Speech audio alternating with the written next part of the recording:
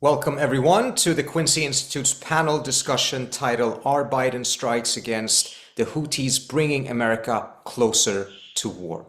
My name is Sridhar Parsi. I'm the Executive Vice President of the Quincy Institute, a think tank in Washington that promotes ideas that move U.S. foreign policy away from endless war and toward rigorous diplomacy. We favor a national security strategy that is centered on military restraint and diplomacy. President Biden's military strikes against the Houthis in Yemen have not worked, according to Biden himself. Yet, he insists that they will continue and that they will be intensified. Biden took military action against the Houthis together with the United Kingdom to restore American deterrence and to prevent the Yemeni militia from attacking ships in the Red Sea. But rather than pacifying tensions in the Red Sea, the military strikes have inflamed them further. Does this dangerous escalation risk bringing the US into a wider war in the region? Are the Houthis likely to back down? And if they don't, does the Biden administration have an exit plan in order to make sure that it doesn't trap itself in yet another war in the Middle East? Could a ceasefire in Gaza have helped prevent this? And there's still a chance that it could pacify these tensions.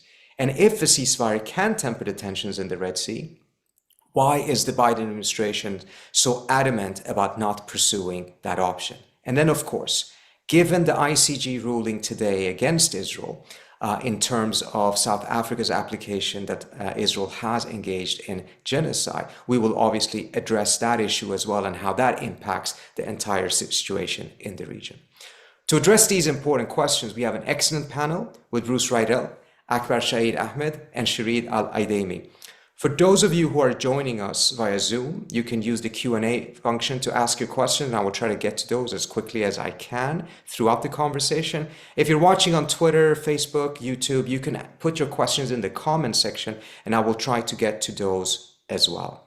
So, with no further ado, allow me to introduce our excellent panelists and start the conversation. Bruce Riedel is a 30-year veteran of the Central Intelligence Agency. He has served in the National Security Council at the White House under four different presidents. He's also the author of 8 books, the latest one titled America and the Yemens, a complex and tragic encounter, that was published just a few months ago. Shireen Al-Aidemi is a non-resident fellow here at the Quincy Institute and an assistant professor of language and literacy at Michigan State University's College of Education. An expert on Yemen, she is regularly interviewed by national and international media outlets, including NPR, NBC, Al Jazeera, the BBC, and many more. Akbar Shahid Ahmed, last but not least, is senior diplomatic correspondent for HuffPost, a recipient of several journalism awards.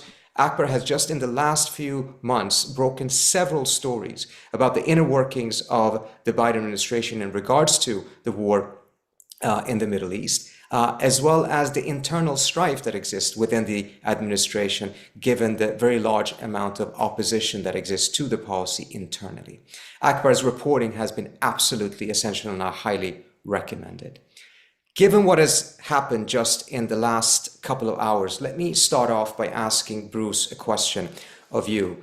Tell me your reaction to the ICJ ruling and how you think that will impact or not impact the current situation in Gaza, the administration's position in which so far it has resisted any pressure on the Israelis, at least publicly, and what that will do to other actors in the region, and in fact, if that potentially also will cause them to potentially change their course of action. Well, first of all, thank you for having me on this very important panel. The ICJ decision underscores just how isolated Israel is in the international community, and by implication, so is the United States. The judgment is a very powerful one. Doesn't say Israel has committed genocide, but it says that that is a serious question. The Israelis have been visibly nervous about this whole thing. Israel could have easily said, you know, we don't care. We're not going to send anybody to The Hague. You have your trial and we're going to ignore it. Instead, they engaged quite at a senior level and with very competent people. But in the end, they have been found very isolated. It's an American judge, after all, who announced the ruling. And many countries who you don't normally put into the basket of anti-Israel signed on to join the complaint, including Chile and Belgium. Now, what does this mean for the Israelis? Will they respond? I think it means that they will denounce this. Will this encourage them to start looking for an end game in Gaza? That would be the rational choice. Whether that will be Bibi Netanyahu's choice, I'm skeptical. It does put pressure on the Biden administration to rethink its almost full support for Israel and to start thinking seriously about a ceasefire. I was heartened yesterday to read that the administration is going to send Bill Burns to Europe to talk to the Israelis, the Qataris, the Egyptians, and others. He's the right person for this assignment. And at least that shows we're interested in talking now. Whether we can get to a ceasefire, I think that remains to be seen. Thank you so much, Bruce. And Akbar, as Bruce mentioned, this is not just isolating Israel, it's also, by implication, isolating the United States further. We've already seen significant isolation at the UN. It also may intensify the viewpoints inside the administration in which there is a significant amount of senior people that are in disagreement increasingly with this policy. Tell us what you're hearing about, first, what is the administration's game plan on handling this? And for instance, are we going to see another veto at the Security Council when inevitably some country, as I understand it, Algeria, is likely to bring it forward? And also, what will the implications be for these internal dynamics in the administration? Absolutely. So on to your first question, I think the US has a really shifting narrative on this ICJ case, as the Biden administration has had competing and shifting narratives on so many aspects of this war. Initially, John Kirby in the White House was saying, this is a baseless case. We've never heard of the ICJ. What is this? Evidently, the new plan, according to sources inside the administration, is to say, actually, the ICJ is just doing what we wanted to do. So, you know, it's a different plan. I don't think that will quell the internal dissent because, Shrida and panel, I think, important to remember, the US is going to say, look, we're already calling for aid, for shielding civilians, for not violating international humanitarian law, but it's clear almost 4 months into this war that the US calls for that are not having an effect, right? And the reality is, while there may be rhetorical calls for that, actual tangible US support has not been touched. If anything, Biden has gone above and beyond, for instance, by using emergency authorizations to send more weapons to Israel. In terms of what happens at the UN, I think it remains to be seen. I just reported before we hopped on this that a couple of diplomats told me there are active conversations. Algeria is currently the Arab state on the UN Security Council. All that said, Algeria may not bring a resolution on this. It remains to be seen, and we can get more into the details of why. Certainly, the US does not want another vote on this. And Algeria had initially said we'll bring a resolution if there is a ceasefire call. There hasn't been that, so I think that will be interesting to see. And then just in terms of the ICJ consequences, I think really important to remember for the internal dissent is part of the challenge for the people inside the administration, national security experts, not just Arabs and Muslims. I think that has been a really unfair portrayal of the dissent. I think it's really widespread. Are coming at this from strategic reasons, they're coming at it from diplomatic reasons. And the issue for them is they have to be dealing with foreign counterparts defending this US policy. And that all becomes harder the more that international courts, international experts, human rights groups, third parties say, listen, this is unconscionable, you have to change your policy. Yeah, very interesting. I definitely want to hear more about how this potentially will play out at the UN Security Council, but also the implications of not having an explicit call for a ceasefire. Shireen, what will this do to the calculations of the Houthis. The Houthis already have actually invoked the Geneva Convention and said that they have an obligation to prevent a genocide, and that is a justification, they say, for targeting ships in the Red Sea that are going to Israel or Israeli ports. Now they have further fuel for that argument, although of course there's not been a final ruling on genocide, but they will probably have greater strength to make that argument. How do you see this ruling affecting the calculations of the Houthis? I think a Geneva Convention or not, we would have seen some kind of response from the Houthis or Ansarullah in the Bab el-Mandeb Strait in support of the Palestinian people. The support and the solidarity that we're seeing, the monetary and the otherwise support for the Palestinian cause in Yemen is not inauthentic to Yemenis. It runs decades. Yemen in 1947, when it was still a monarchy, northern Yemen, they were one of 5 states that walked out when the vote to partition Palestine took place at the UN. In the 1960s, when we saw the Marxist government in South Yemen close Bab el-Mandeb in support of the Egyptian war in Israel. In the 1990s and 80s, when we had President Saleh, who was a long-term dictator, we saw that he lent support for the Palestinian leadership, especially during the time of conflict with them in Lebanon and the Lebanese civil war. And so the solidarity between Yemenis and Palestinians is decades long. And ironically, whichever government we've had in power in Yemen, they've been aligned with the people in their support for Palestinians and the Palestinian cause. And so I think the Houthi response in Yemen is a natural extension of that.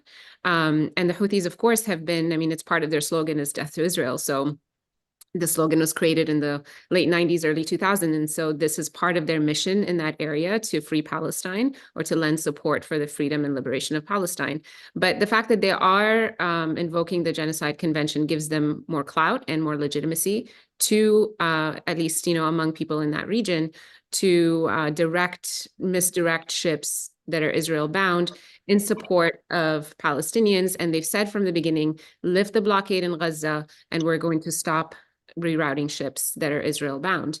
And the few days that we've seen the ceasefire take place, when there was an exchange of hostages and prisoners, there were no attacks in the Red Sea during those days. And so we need to take them at face value when it comes to that. And they never disrupted global shipping or Israel bound ships throughout the 9 years that they've been fighting with the US and the UK and the Saudis and the coalition of 17 countries. They've only done that in response to what's happening in Gaza.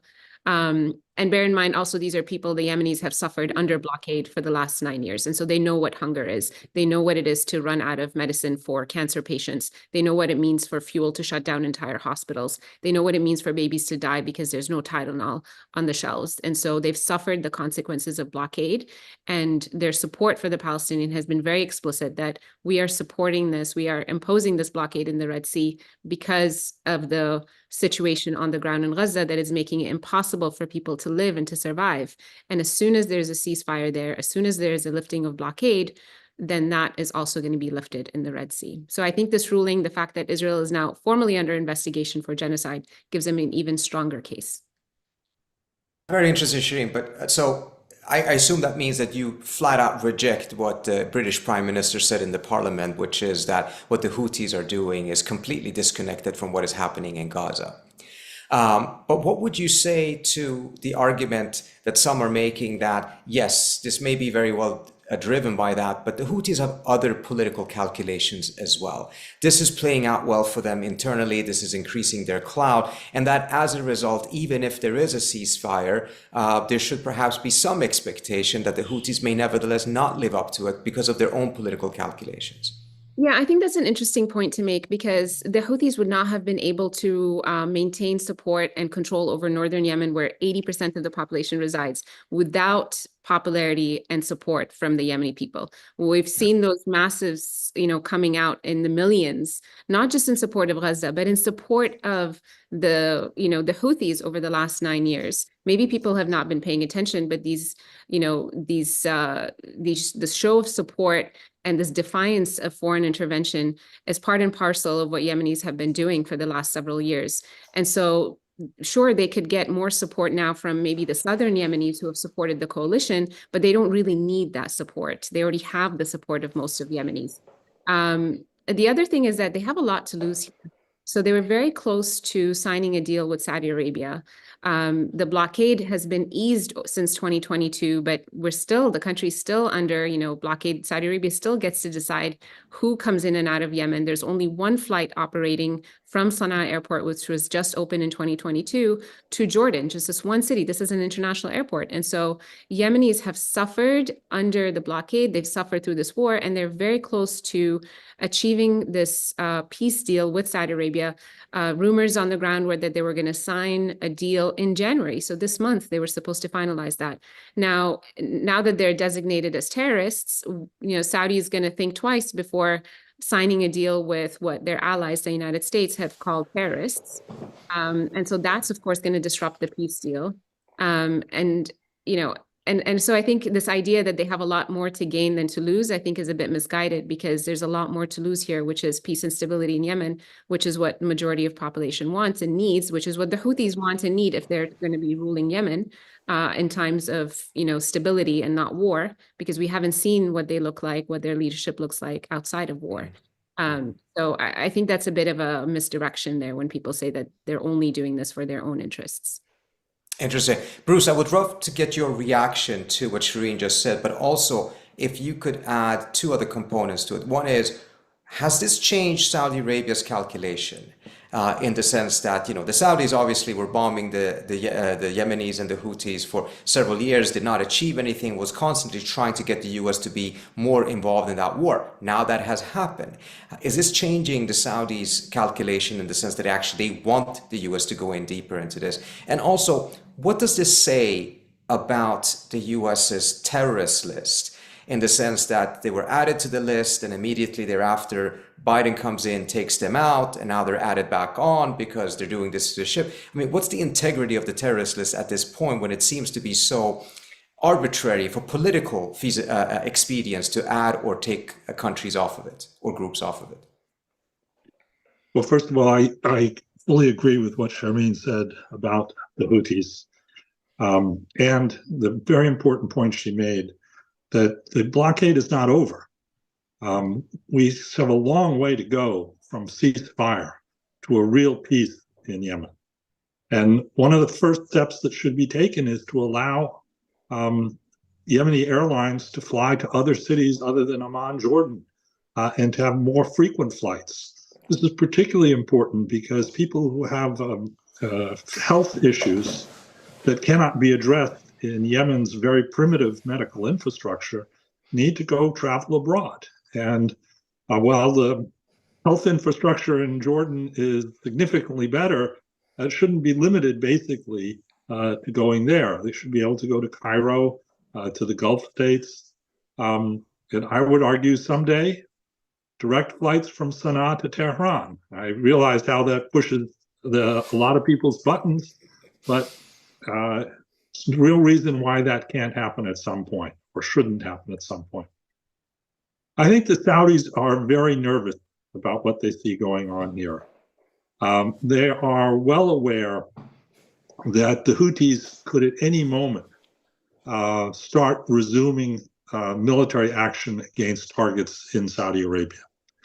They could also at any moment launch a military operation with missiles against Bahrain. Bahrain, after all, has come out in favor of the U.S. approach, U.S.-UK approach. It's the only Arab state to have done so. U.S. Central Command is headquartered in Qatar, but there's a very, very large facility in Bahrain. And even if it was only a symbolic missile firing, it didn't do any significant damage, it would significantly increase tensions in the region. You rightly noted that the Saudis spent 9 years bombing Yemen. They understand well that bombing Yemen is not going to deter the Houthis or significantly weaken their capabilities. They've tried with our help, with lots of American help, especially in the Trump administration, and it didn't work. They are vulnerable and they know it, and they want this war to end as quickly as possible.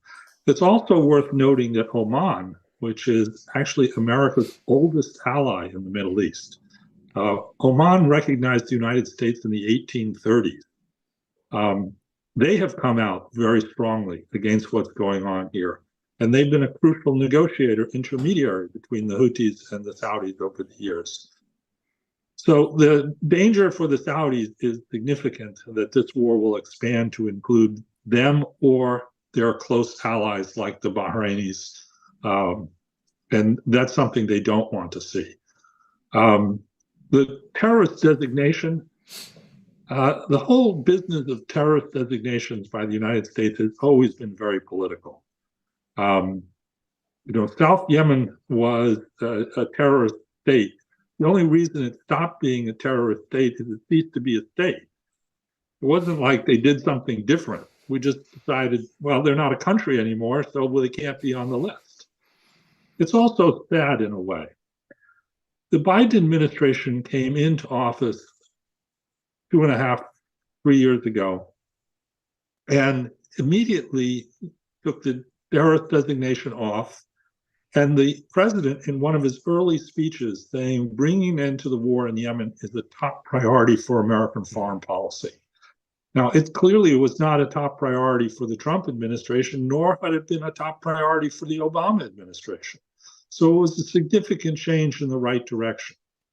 And I think the Biden administration deserves some credit for getting the ceasefire that we got. Obviously, a lot of people were involved, and obviously the fact that the Saudis were increasingly eager to get out of the war all helped. But the Biden administration helped to get this ceasefire. I think it's unfortunate that the Biden administration now has reversed itself, gotten itself involved in another war in the Middle East, did so without going to the American Congress, which is a serious question in my mind. I haven't heard a real legal basis for why we're there. They can't use the basis that we've been using in the war on terrorism for the last 20 years, that the Houthis are somehow an Al-Qaeda derived organization. The Houthis are a lot of things, but they're certainly not an Al-Qaeda friend. So I think the president's going to find himself facing some serious congressional criticism on this issue. And is firing a missile or a drone an act of terrorism? Do we really want to establish that firing drones is an act of terrorism? I don't think that's in the American national interest. Very interesting. Akbar, if I could turn to you, given what Bruce just said in terms of the implications for the United States, and a significant shift that seems to have happened in the administration. They came in talking rather strong terms. I mean, the president said this war must end very decisively, and now we're in a very different place. But if we just take a look at what's happened in the last couple of weeks, did the administration expect that a few airstrikes would deter the Houthis? What was the calculation there? Because now we're in a situation in which it's even more difficult for shipping to go through the Red Sea because the risk to those ships are greater as a result of a shooting war between the US and the Houthis. And the Houthis, of course, don't have to succeed. They just need to continue to try. And that's enough to inject risk into the calculation. Did they miscalculate, or was there a calculation that by actually intensifying tensions, this would now start becoming costly to the Chinese as well, which hadn't been the case prior to that, and by that create an incentive for them to step in and use their influence to the extent that exists to pressure Iran, to pressure the Houthis to get a ceasefire? Was it that sophisticated, or was it just a massive miscalculation? Yeah, I mean, I think, Trita, you're like writing the script of The Diplomat, the Netflix series. It's never that sophisticated. So to sort of backtrack to when the strikes began, now 2 weeks ago, I was the first reporter to break the news that the Biden administration had decided to strike. So I remember that night very vividly. I was on the call with the White House as they tried to explain what they were doing. Their argument then was, deterrence to some extent, but really it was about capability. Really, they were saying we have used sophisticated intelligence analysis to identify these like 10 or 12 or 15 key sites. So regardless of the Houthi calculus, their point was not we're going to change what they want to do. Their point is we are going to change what they can do. Now that argument maybe was validated by their initial approach of, one day of strikes, no strikes for a while, but it became quickly clear that they actually hadn't identified things, right? So they've continued to strike now, I think 7 or 8 times. And clearly Houthi capacity has not been degraded. I think it's important to remember too, to Bruce's great point about congressional concern, the relative cost here, right? So the Houthis are using pretty cheap equipment, weaponry, that they can resupply, they can kind of make it. They've been doing it for a while. They're under sanctions already, right? Even before these sanctions, Yemen had a blockade, there were sanctions on various Houthi leaders. They had limits on that technical capability. The United States is using, multi-million-dollar missiles, bombs. In one instance, I mean, two SEALs died, right, this month trying to intercept a boat that the US said was bringing weapons to the Houthis. So there's a military cost, there's a human cost, and that's all only going to grow if you don't have a plan or strategy, and if this is all spiraling out of control. And to your point about the China thing, I mean, it's interesting. I mean, it's an argument that the administration is putting out these days. There doesn't seem to be, much. So far, there does not seem to be like a significant Chinese interest in helping the US and Israel clean up their mess, right? And I think, yes, perhaps there will be an economic toll on China, but I think that's a big gamble to take for this administration. Shireen, before we completely leave that aspect, we have a question from Depeche in the chat about what the implications will be for humanitarian aid to Yemen, which was a critical justification that the Biden administration used when they first reversed the Trump administration's terror designation. What do you think will happen on the ground in Yemen as a result of this designation? Yeah, so the Biden administration knows fully well that this is going to cause massive disruptions to aid because if they're saying that the Houthis are the de facto government in northern Yemen, let's just be honest, whether they're recognized by anybody or not is irrelevant. They are the de facto government and they control an area where 70 to 80% of the population resides. And because of the blockade, 80% of the Yemeni population has relied on aid over the last several years.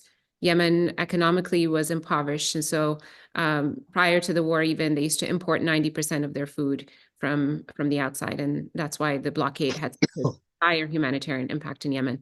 And so the Biden administration, when in February of 2021, when they delisted them, they said, quote, "We have listened to the United Nations and, and other humanitarian groups. They know that this was going to cause widespread suffering. They knew that this was a political tool and they knew that it wasn't going to achieve anything other than starve more Yemenis." And so then they've used that, as a stick in 2022 as well. There were questions about relisting the Houthis to put them on the terror list. So they've used this before. Now we see that they're saying, well, if you stop those attacks, we're going to remove you from the list. The Houthis are saying, of course, we don't care, do what you want. And the Yemeni parliament actually designated the US and the UK as global, and Israel as global terrorists as well. And so they're playing those games back. But I think, and they have no foreign assets. And so it's not going to impact them personally. It is going to impact the Yemeni people. Remittances are a major part of the Yemeni economy, has been before the war, has increased since. So many of us living abroad, we rely on sending our families back home, rely on the money that we're able to send, whether those people are living in the United States, the UK, Europe, or Saudi Arabia, and Yemenis working abroad and sending money back home. So those transactions could be disrupted if financial institutions are not going to be operating in so-called terrorist control areas. So the cost is potentially humongous for the average Yemeni person. Thank you. Shireen, I have a question for both Bruce and Akbar. Barbara Slavin from the Stimson Center asks, what does it say about the lack of enthusiasm that countries such as Spain and France have for Operation Prosperity, and then they essentially exited from the original group that had been put together by the US? But if we take a step back, if this is some sort of a coalition of the willing, it is a very small coalition of the willing compared to what George W. Bush managed to put together. What does that say about how the Biden administration is operating? Does it tell us something about how the position of Biden has already had some clear negative impact on America's convening power, showing the lack of influence it will get by becoming so isolated? And Akbar, to you, what is the administration's reaction to that? In your conversations with them, how do they defend or explain away these very clear numbers that show that the US simply doesn't seem to have that capacity, that convening capacity? Bruce, if you want to go first. Sure. Our isolation is quite striking. This is an administration, after all, that came into office saying it was going to end America's forever wars in the Middle East.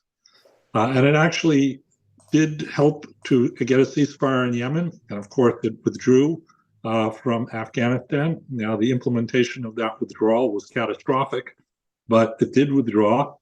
And now we find ourselves back in a shooting war in the Middle East against an insurgency in a country which is known for the fact that foreign invaders get bogged down in Yemen and lose spectacularly. That's why the Egyptians never wanted to join the Saudi effort against the Houthis or join it without ever putting anybody on the ground. So we now find ourselves very, very much isolated. Traditional allies like Spain, like Belgium, like France are not comfortable with supporting this. And a part of that reason, of course, is that by definition, if we're attacking the Houthis because the Houthis are attacking Israel, we are even more closely tied to the Israeli war in Gaza. And the Israeli war in Gaza is universally unpopular. The ICJ's result only underscores that more. People see what's going on in Gaza. They understand that Israel was attacked. Nobody disputes that Israel had a right to defend itself after the 7th of October. But we're in January now. The time for self-defense has long since been passed. Israel has now killed 25,000 people in the Gaza Strip, and that's probably a conservative number. It's put 2 million people out of their homes. These are really horrendous activities, and there's no end in sight. So I think the administration finds itself very much isolated. British support is politically important, but with all due humility towards my friends in the Royal Air Force, I don't think that they're actually going to be the ones who decisively defeat the Houthis. I think their military action is more for political reasons than anything else. It also raises the question, which I don't have an answer to. Do the Houthis have a missile that can go far enough to hit the base in Cyprus that the British operate from? The Cypriots are very unhappy that the British are using those bases because this ties them more to the war in Gaza as well. So I think the administration has put itself in a weak place, and it doesn't have a very coherent narrative to explain what we're doing to the American people. Akbar, on that narrative, what are they telling you when you ask them point blank about this clear appearance, at least, of isolation?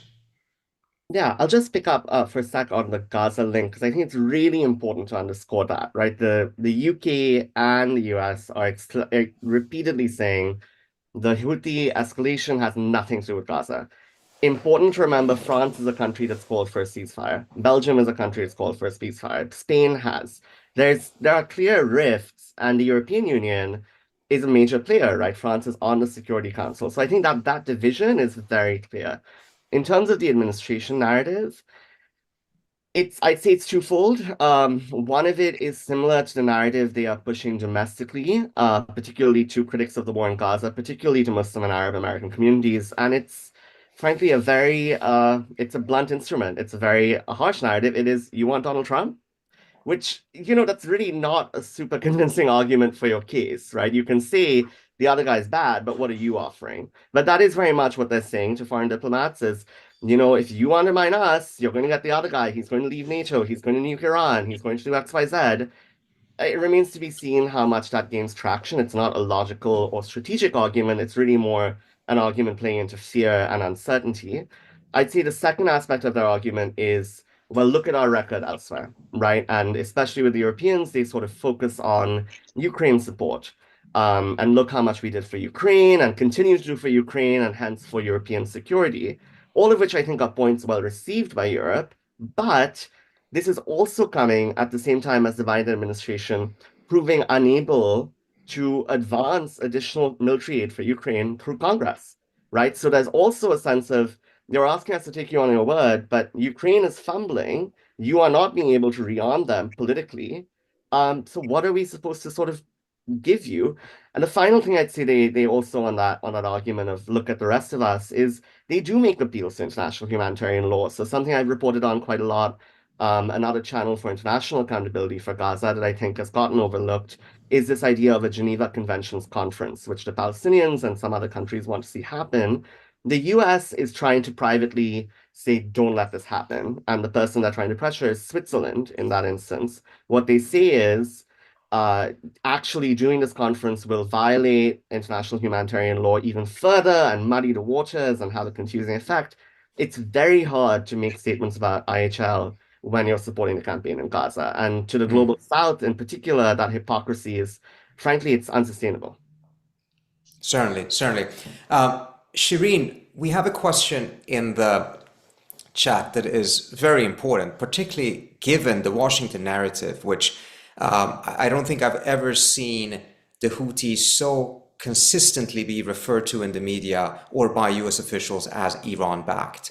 Now, there seems to be clear evidence that there is support for the Houthis by Iran, but it was an interesting statement by one of the Houthi spokespeople about a week or so ago on an outlet in which was asked about this point blank, and the response was that if the Houthis actually were controlled by Iran, the Houthis would not be in a direct confrontation with Israel right now, suggesting not only that they're not acting on behalf of Iran, but actually that there is unhappiness in Tehran about what they're, or at least disagreement with in Tehran with what the Houthis are doing, because it may not work out exactly the way the Iranians are planning things. Could you speak a little bit more to that? Not just the question of are they a proxy or not, because I think it's been debated to death, but what is the actual dynamic right now between the Iranians and the Houthis on this very issue of the attacks in the Red Sea?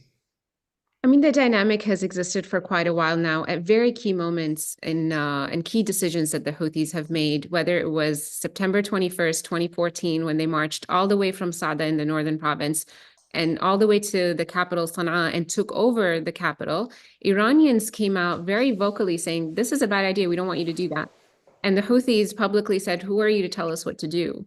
And this was a pivotal moment and it changed the course of Yemeni history. Saudi Arabia would not have bombed Yemen in 2015 alongside the UAE and the US and UK were it not for the Houthi takeover of Sana'a, because finally they were nervous about having the Houthis be part of the coalition government or even part of the government or the government in Yemen, given their hostility to the US and Saudi interests. And at that key moment, the Houthis rejected Iranian interference publicly. And right now, we're not seeing an Iranian response to what's happening in Gaza. Iran is fighting its own issues with the Balochis in Pakistan and that distraction, right? But it's not responding as a state to what's happening in Gaza. Their interests in the region are very different from Yemenis and from Ansarullah. And so the idea that, Iran is this puppet master or, and that they're controlling these different groups, I think, sure, it's they're aligned. They have a healthy relationship, but by no means do they wait for Iranian orders or that they're fulfilling Iranian desires in the country. Even this idea that they're proxies, of course, is just completely ridiculous, and it speaks to the lack of understanding of who Yemenis are, what their motivations are, what their relationship is to Iran, and what their own interests are, geopolitical interests are in the region. Iran, at the end of the day, didn't come to rescue Yemen from the blockade that has been happening over the 9 years. They haven't been able to rescue them from the bombing, to join a coalition on their behalf to support them in their cause. Yemenis were basically fighting this alone. The Houthis in particular, in their leadership, at the beginning of the war with Ali Abdullah Saleh, later on their own, but against a coalition of 16, 17 countries. And so to constantly use this like Iran-backed Houthis and not acknowledge the other side and the fact that they wouldn't exist without foreigners, I think it just speaks to the either understanding of the situation on the ground, or just this unwillingness to understand what the local dynamics are, and to just use this cheap blow of Iran-backed Houthis because Iran has just become a euphemism for enemy. And so it's just a very quick way of telling the public that, hey, these are the bad guys because they're Iran allied. So that's how I see this. I think it misrepresents what's actually happening in the region. And Bruce, I want to let you come in on that. I'm going to just push you on one point. There is a fascinating discrepancy in the Washington narrative. On the one hand, an argument that the U.S. actually doesn't have much leverage with Netanyahu, despite the fact of a massive, massive armament and arms shipments that we're sending to Israel. And on the other hand, saying that obviously the Iranians have leverage over the Houthis because they're providing weapons. So Iranian weapons shipments clearly provide leverage. America's armament of Israel apparently does not. But let's actually take it for face value that at the end of the day, if you're providing weapons to a movement, it does provide you with a modicum of leverage. How would you assess that leverage?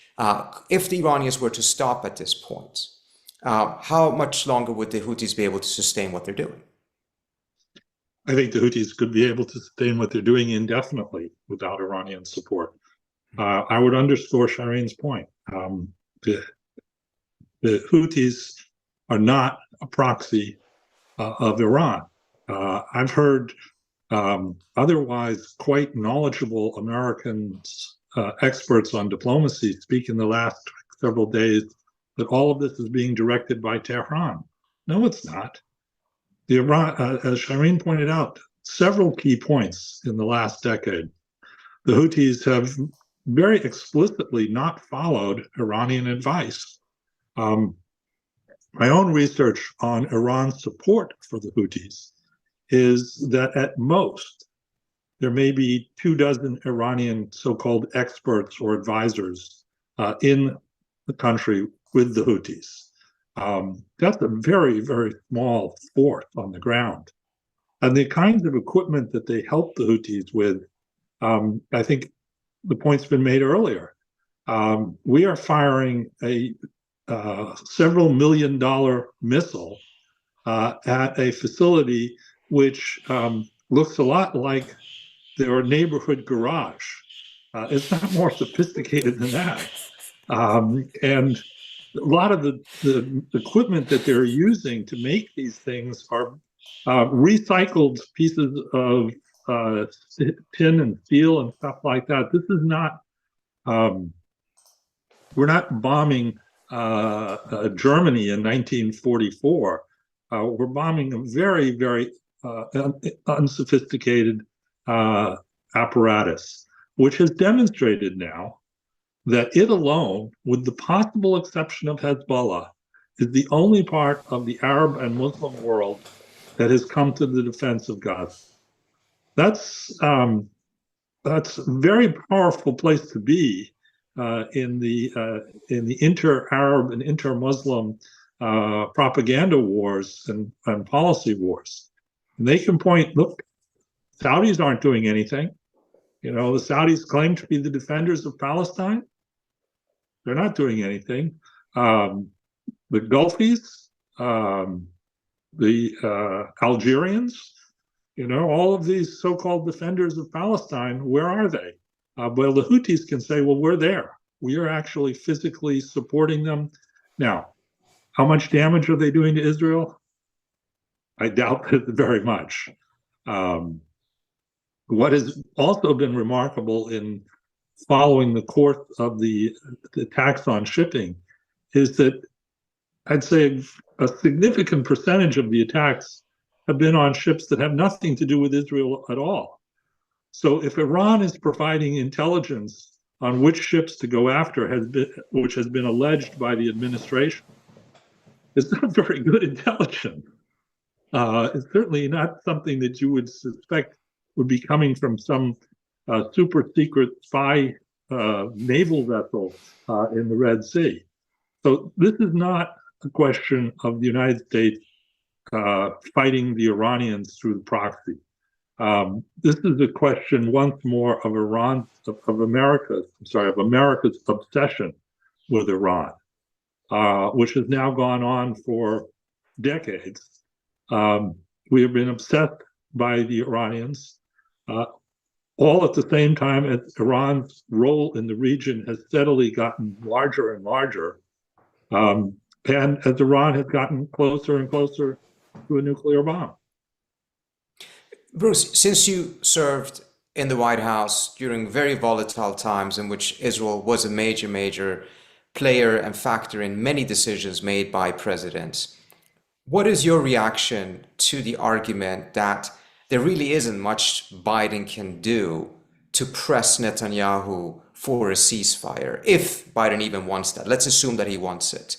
That there really isn't, that the US simply doesn't have the leverage to be able to make sure that that happens. I will use the colorful term, hogwash. The U.S. has immense leverage here. Every day we provide Israel with the missiles, with the drones, with the ammunition that it needs to sustain a major military campaign like the campaign in Gaza. Israel has called up 300,000 reservists. I don't think they're still all called up, but that's a sizable number. American support is vital, given that much of the Israeli economy has, to all intents and purposes, been shut down. Now, that leverage is there. In my experience, American presidents have been notably shy about using that leverage for domestic political reasons. But it has been used on occasion, and I'll give you a good example. In 1991, the Bush administration, Bush the elder, did not want Israel to attack Iraq for the Scuds fired at Tel Aviv. And Brent Scowcroft, the national security advisor then, knew that they had to do more than just tell the Israelis they didn't want them in. So what Scowcroft ordered was that the United States would not give the Israeli Air Force what are called the IFF codes, identification, friend, and foe, which sent a signal very quietly below the radar screen to the Israeli Air Force that if you operate in Iraqi airspace, we will shoot you down. That's leverage. Now, Scowcroft was one of the smartest national security advisors we've ever seen. This administration clearly doesn't want to take on Israel, and it's done everything it can since October 7th to show its very strong support for Israel and for Bibi Netanyahu as a consequence. As I said earlier, I take some hope in the notion that Bill Burns is now going out there looking for a way to get a pause in the fighting and get the hostages home. Once you get a significant pause in the fighting, it's going to be much harder to announce, oh, we're going back to war. Not impossible, but it's going to be much harder to do that. And Bibi's also, once he has a pause in the fighting, going to have to face his domestic situation, in which he is now incredibly unpopular. And I don't think will survive in office once the war comes to an end.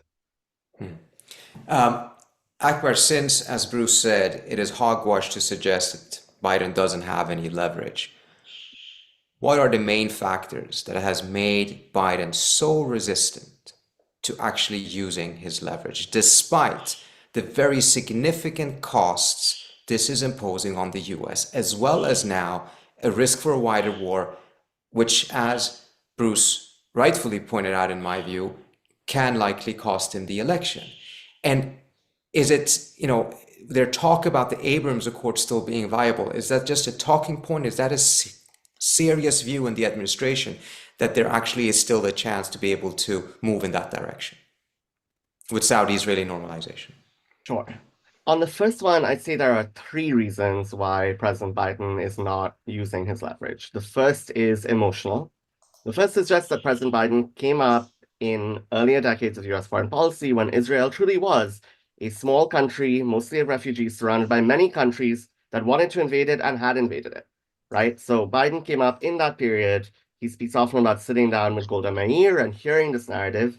And it's my understanding, based on people who spend time with the president, that he sincerely believes this, right? That Israel is under attack. If we were not supporting them, there would be no homeland for Jews, and it would be a human rights and just a moral catastrophe. He sincerely believes that. And I think that linked to that comes a long history of disdain for Palestinians, something we saw kind of drive him emotionally in a very spontaneous way when he said, I don't trust the Palestinians on their death toll. Right? Something that every single expert said was a baseless claim. So I'd say emotional is the first. Second is strategic. I think the president is surrounded by a very, very tiny circle of advisors. One of them is Brett McGurk, of course, Jake Sullivan, the national security advisor. And he's not hearing from people all across government. I mean, that's what a lot of my reporting has shown. He's not hearing from people in the intelligence community, at the State Department, at the Pentagon, who have opposing views. And so it's not accurate to say that, the whole US foreign policy establishment has sat down, made a strategy and said, this is what we think is advisable. I'd rather say it's a kind of distorted policy-making process that unfortunately persists because the White House is so circular and so resistant to hearing from critics, even within the government. But if I could pause you there for a second Yeah. there, Akbar. Yeah. But this suggests, though, I mean, I assume you're not suggesting that the president is unaware of how unpopular this is, because, I mean, he's getting heckled at every event that he's doing with his own supporters. So there must then be an active effort on his own behalf not to seek out these views. Well, I think there's a difference between being able to say, oh, this 19-year-old college student is calling me names, they're irrelevant, and, this 25-year diplomatic veteran at the State Department wrote me a detailed memo of why this is a terrible policy, right? So I think he sees the former, but not the latter, is what I'm trying to say. And then I just think the third reason for him is political. I think they made a political calculation that the possible toll of being seen and smeared as anti-Israel, something that Donald Trump did do repeatedly to Democrats. We have to remember, he did that for years in his presidency. He said all Democrats are Ilhan Omar, and Ilhan Omar is a terrorist, essentially. Democrats are really anxious about that. But I think that focus has blinkered them from the political toll of being seen as all in with Israel. So I think those are the kind of reasons for his approach. Very interesting. We only have a couple of minutes left, so I want to ask a question of all of you. And I want to start off with Shireen, which is, what do you see as being the most effective path for de-escalation at this point? We're finding ourselves in a situation in which there's incremental steps that are escalating the situation. Each and one of those steps have significant problematic elements to it, but none of them are in an open declaration of war. And as a result, it may not generate the type of reaction as it otherwise would have. And also, there are oftentimes tactical reactions to what the other side said or did, so it can give an appearance of justification to it. But we're missing the larger picture, which is that the trajectory since October is that we're much, much closer towards a larger war in the region. How do you see that risk, Shireen? And what do you think the most effective de-escalatory path for the Biden administration would be? It's ceasefire, but he won't call for it. It's a lifting up, using all of the leverage that he has with Israel to lift the blockade on Gaza, to work toward a two-state solution, at the very, very least ceasefire, which is what most constituents here in the United States are calling for, where all Arab Americans and Muslims in Michigan, which is a key swing state, are calling for. And there's an abandoned Biden campaign that is alive and well and his advisors are not even able to meet with leaders in the community because of the vitriol that they're receiving from the community here in Michigan. And so there's no path to victory in Michigan for the Biden administration, it seems like, looking at it now, and they're not going to forget in November. This is a genocide that's been broadcast on people's phone lives. And these are people in the Michigan community who have relatives back home in Lebanon, in Yemen, and in Iraq, and in Palestine, importantly, who have been killed and displaced. And so he is more interested in his solidarity with Israel. We know from the statement, from the 100 Days statement, that there was no mention of Palestine and their suffering at all. There was a focus entirely on Israel's toll and the hostages. And so he knows what he needs to do. He's choosing not to listen. I mean, he's not even looking out the window. There are 400,000 protesters in DC last week. And so he knows what he needs to do. He seems to be willing to prioritize his support for Israel for the reasons that Akbar mentioned, over even, it seems like, his re-election campaign.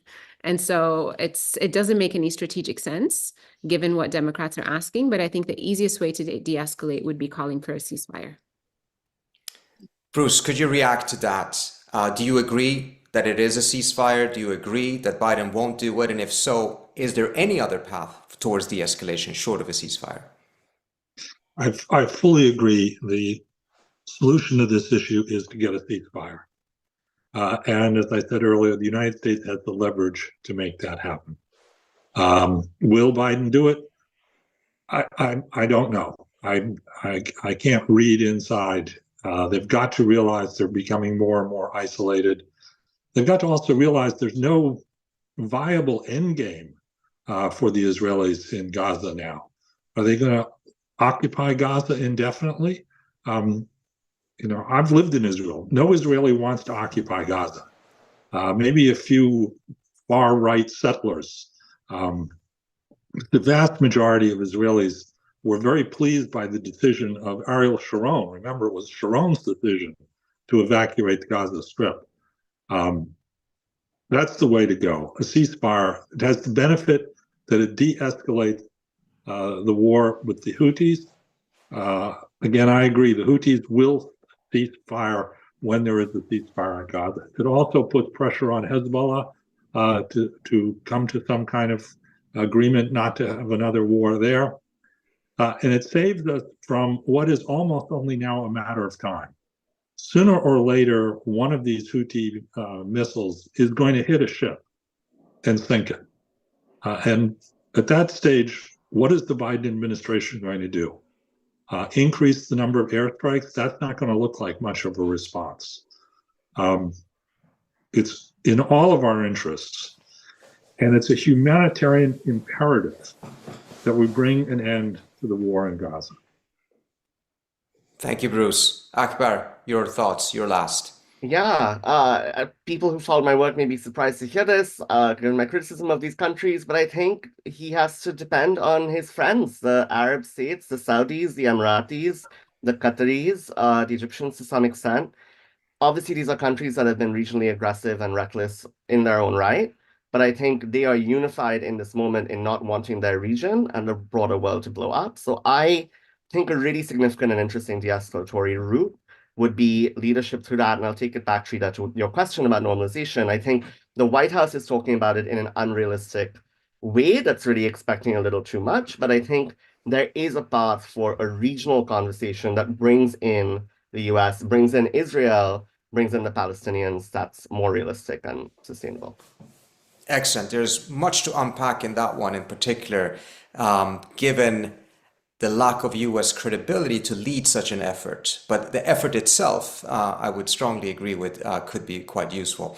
Shireen, Akbar, Bruce, thank you so much for a fantastic conversation. Thoroughly enjoyed it, and hope that some of your more optimistic assessments will end up being true. Before I let everyone else go, let me just make a mention of our next webinar here at the Quincy Institute on January 29th. Anatol Lieven will discuss with John Mersheimer his new book, How States Think, The Rationality of Foreign Policy. which John Mersheimer co-wrote with Sebastian Rosato. So if you haven't signed up for our newsletter, please go to quincyinst.org, sign up for the newsletter so that you will receive invitations to all of these different webinars, as well as our other activities and intellectual products. Thank you all so much and hope to see you soon. Thank you all. Thank you. This was See you such a soon. Thank you so much. night.